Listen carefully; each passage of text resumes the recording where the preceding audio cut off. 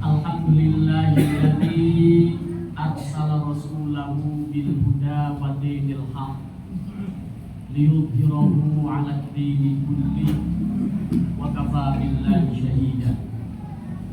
Asyhadu an la ilaha illallah wahdahu la syarika lahu wa asyhadu anna Muhammadan 'abduhu wa rasuluh. Allahumma shalli wa sallim 'ala sayyidina Muhammad wa 'ala ali sayyidina Muhammad. Ya ibadallah, ittaqullaha haqqa tuqatih wa la tamutunna illa wa antum muslimun. Qala ta'ala fil Qur'anil 'azim, a'udzu billahi minasy syaithanir rajim. Bismillahirrahmanirrahim. Wal 'ashr innal insana lafi khusr illa alladziina amanu wa 'amilus shalihati wa tawashaw bil haqq wa tawashaw bis sabr. Wa qala aydan wa'tasimu bihablillahi jami'an wa la tafarraqu. Al-ayat. Shadaqallahu adzim. Kaum muslimin sidang Jumat yang dimuliakan Allah, suatu ketika Rasulullah SAW cerita tentang seorang ahli sedekah. Hadis ini ada di dalam Riyadhus Shalihin fi Babin Niyah. Di dalam riwayat itu dikisahkan ada seorang laki-laki yang ahli sedekah. Ketika dia mau melakukan sedekah, selalu dia mengajak kepada Gusti Allah, meminta petunjuknya, berdoa, ya Allah, berikan aku kelurusan niat dan berikan aku untuk bisa bersedekah sesuai dengan apa yang menjadi ketentuan dari nilai sedekah itu sendiri. Kemudian laki-laki itu keluar rumah dan menemui seorang laki-laki. Maka diberikanlah sedekah yang sudah dia bawa itu kepada seorang laki-laki. Namun keesokan harinya masyarakat ribut dan gempar untuk membicarakan tentang kejadian suatu malam, yakni tadi malam ada seorang bersedekah kepada seorang laki-laki, dan orang laki-laki yang diberi sedekah itu adalah sebagai seorang pencuri. Ribut. Nah, lalu kedengaran berita itu kepada orang laki-laki itu, yang kemudian akhirnya merasa kurang senang dengan apa yang telah diperbuatnya. Maka malam berikutnya orang itu mau keluar lagi untuk bersedekah lagi, dan seperti biasa berdoa kepada Allah, memohon petunjuknya untuk diberikan orang yang sekiranya cocok untuk bisa menerima sedekah itu. Hingga ketemulah dengan seorang perempuan, yang perempuan itu langsung saja menerima apa-apa yang diberikan oleh orang yang ahli sedekah itu.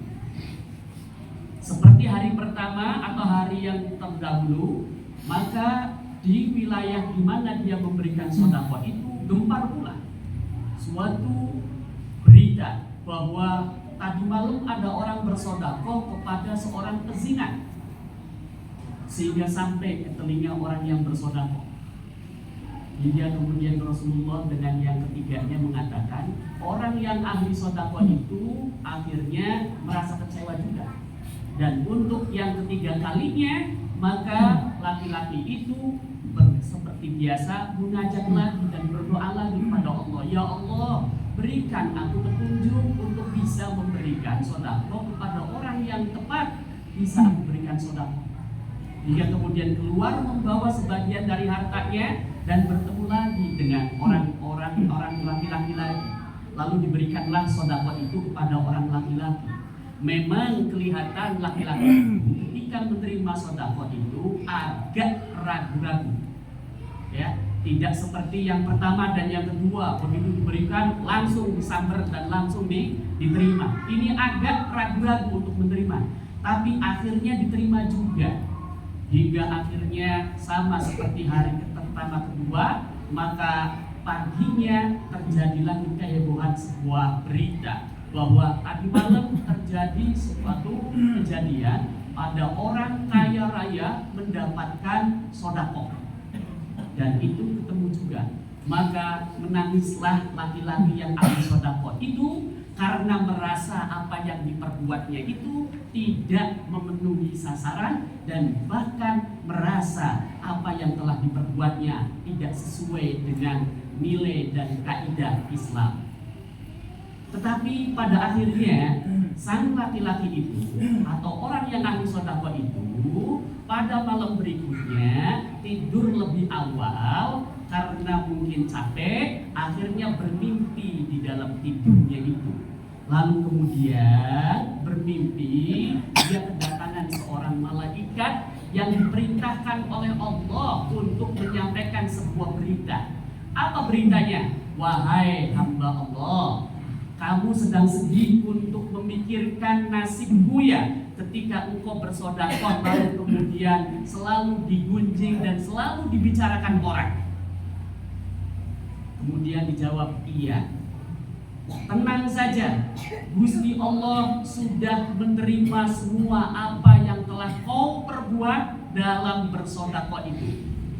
Kau hari pertama bersedekah kepada pencuri, maka Allah menerima sedekahmu, dan sedekahmu telah jadikan oleh Allah sebagai amal solehmu. Mengapa? Sebab pencuri yang kau berikan sedekah itu pada hari itu tidak mencuri lagi, karena apa-apa yang dia perbuat adalah untuk mencari maisha keluarganya. Karena sudah mendapatkan sedekah darimu, maka pencuri itu pada hari itu tidak melakukan kejahatan lagi, yakni adalah mencuri, karena sudah mendapatkan sedekah darimu. Yang kedua, wanita yang berzina itu sama seperti pencuri tadi.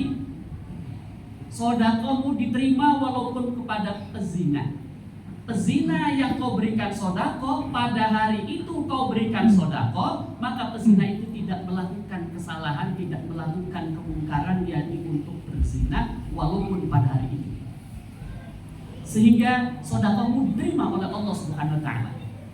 Dan yang ketiga, orang kaya itu yang kau berikan sedekah itu adalah orang bakhil, orang yang selama ini bangga dengan hartanya dan tidak pernah peduli dengan sesamanya. Setelah orang itu menerima sedekah darimu, maka kemudian orang kaya itu menjadi orang yang sama sepertimu, rajin dan suka bersedekah.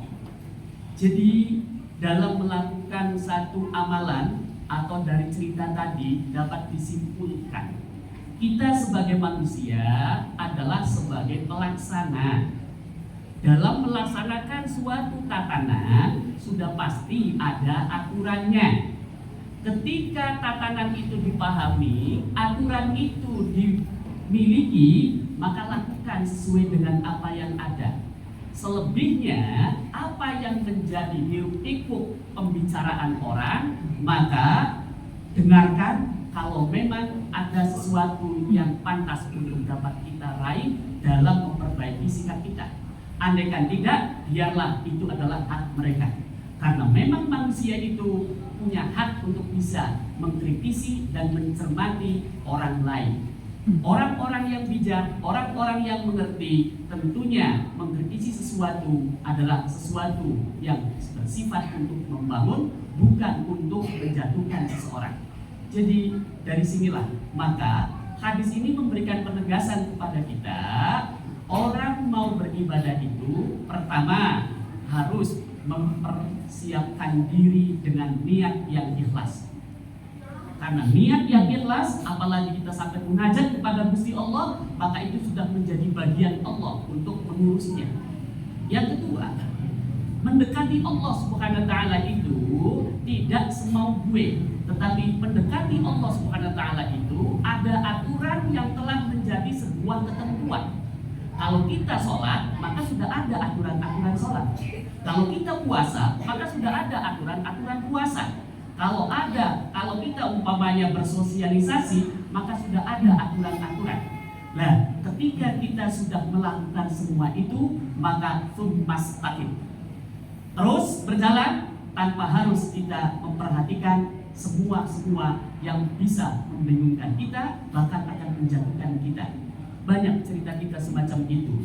Ada sebuah cerita seorang laki-laki dengan anak keluar dari rumah dengan membawa seekor keledai. Lalu kemudian pertama anak dulu yang naik keledai. Apa yang terjadi? Diomongin, abong-abong, orang anak masih belia, sudah menyulitkan orang tua. Bukannya orang tua yang naik keledai, kok malah anaknya. Akhirnya apa yang terjadi? Orang tua mendengarkan berita itu, lalu kemudian anaknya disuruh turun, kemudian dialah yang naik keledai.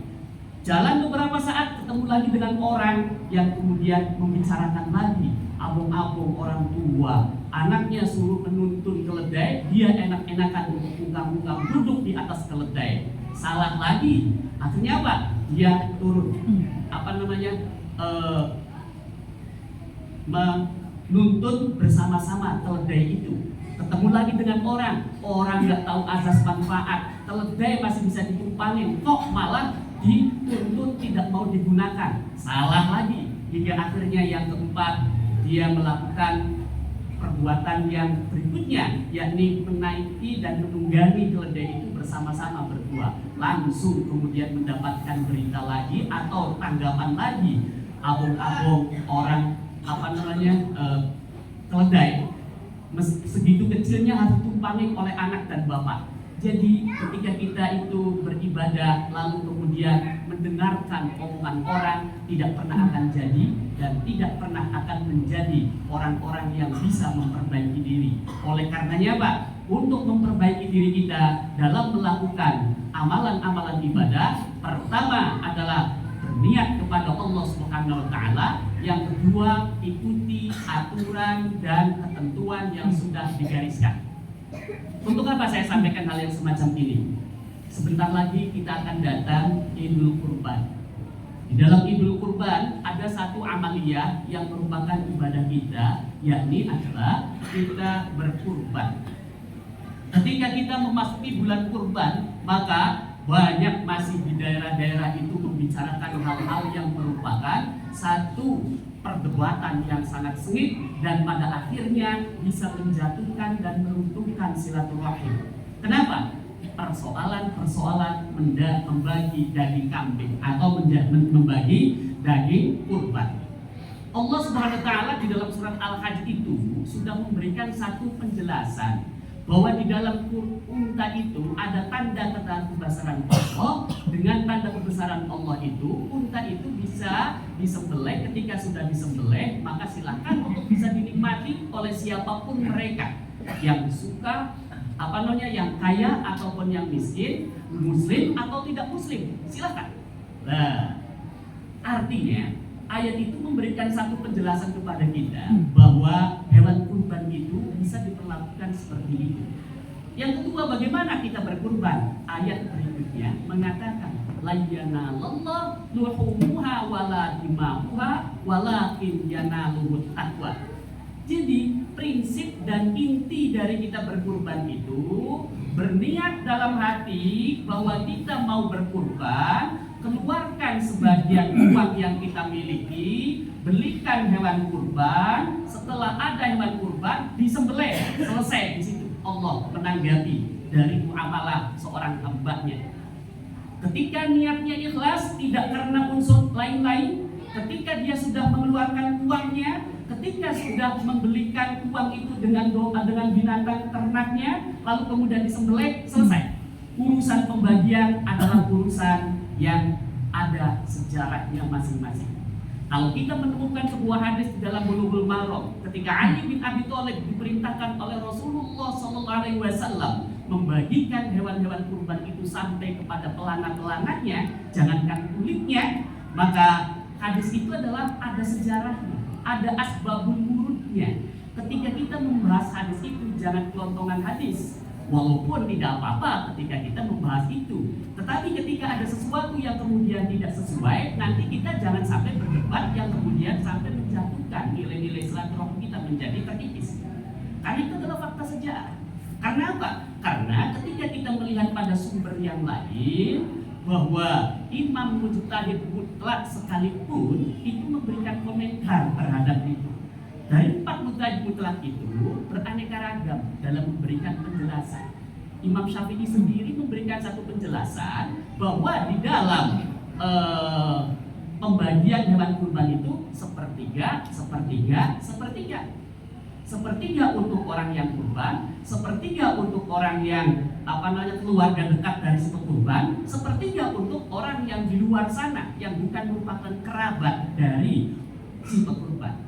Artinya di situ sudah tidak lagi sama dengan itu kalau dilihat dari bentuknya, tetapi ada kesamaan. Kesamaannya apa? Kesamaannya adalah berkurban. Soal pembagiannya yang kemudian tidak sama karena memang ada wilayah-wilayah lagi yang harus kita kaji. Sementara Imam Hambali sendiri memberikan satu pernyataan, yang namanya kurban itu ketika sudah disembelih masukkan ke dalam rumah, sudah nggak usah dibagikan ke orang lain. Bisa seperti itu karena apa? Karena tadi sudah selesai ketika sudah disembelih.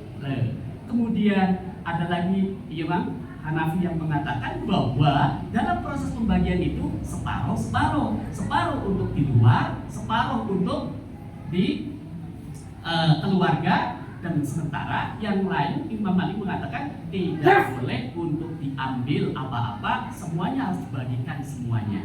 Ini merupakan satu rahmat bagi kita. Tinggal kemudian dikembalikan kepada kita. Kalau memang kita ini adalah tidak butuh dengan kurban itu, sehingga kemudian kita itu menyerahkan semuanya, ya ada contohnya. Ketika mau dibagi 2 ada contohnya, ketika mau dibagi 3 ada contohnya. Lalu ketika kita ini mau dimasukkan semuanya karena ada satu dan lain hal, bisa jadi karena tepat kita itu mau melakukan satu umpamanya selamatan atau gimana gitu kan ya.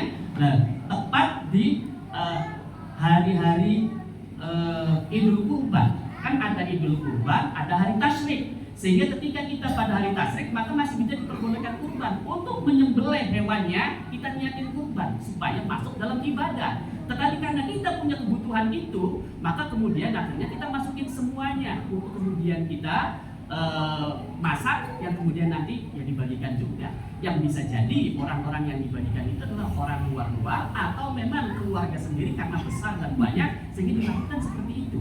Nah, inilah hal-hal yang memang ketika memandang segala sesuatu janganlah hanya sebatas etalasenya, tetapi marilah kita membahas itu segala sesuatu dengan segala yang melingkupi dari etalase itu sendiri, sehingga kita sebagai umat Islam tidak terjebak dalam sebuah kebiasaan di mana persoalan-persoalan yang tidak perlu diperdebatkan sampai runcing, tetapi persoalan-persoalan yang pokok yang mestinya difahami malah diabaikan. Mudah-mudahan kita semua adalah menjadi umat Rasulullah SAW yang senantiasa untuk suka berdiskusi sehingga kita bisa menerima penjabaran ilmu itu dengan sebenar-benarnya hingga bisa menerima apa yang menjadi aturan dalam perilaku ibadah kita itu menjadi rahmat buat kita semua. Barakallahu li wa lakum fil Qur'anil azim wa nafa'ani bima fihi minal ayati wa dzikril wa taqabbala minni wa minkum tilawatahu innahu huwal ghafurur rahim.